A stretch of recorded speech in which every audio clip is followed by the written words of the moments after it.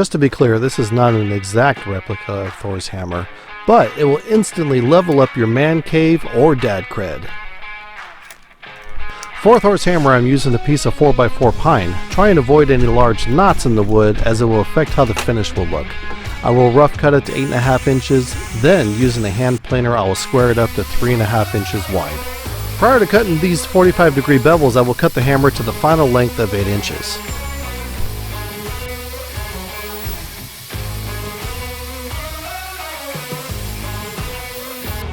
Now I'm just knocking off the corners of the hammer with a sanding block.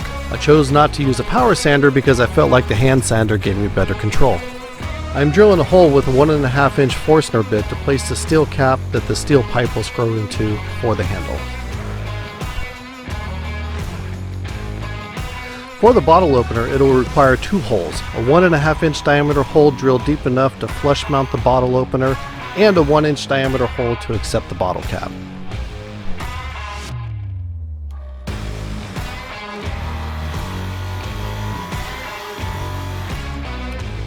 Now for some details. I will be using a stippling pattern on all of the beveled edges using my Dremel engraving bit.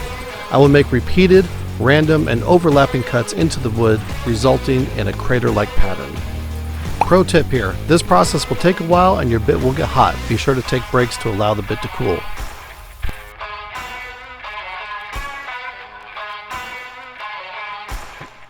To make this hammer look like it was forged in the heart of a dying star, I'm using a sanding sealer to fill in the grains of the wood.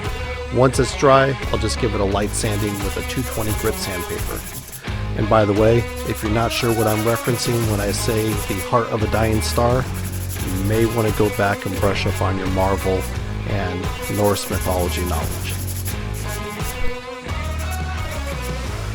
I'm using Rust-Oleum's Hammered Antique Pewter Spray Paint. This will give it that forged look that I'm going for. Off camera, I drilled a hole in the steel cap to sink a screw to hold in after applying some Gorilla Glue epoxy into the hole.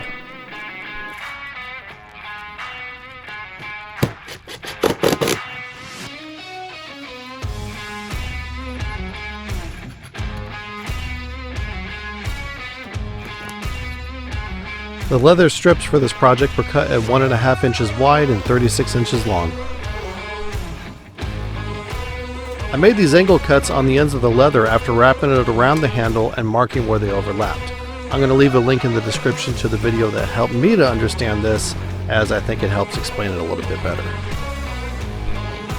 I used some Gorilla Glue epoxy for the beginning and end of the handle to secure the leather.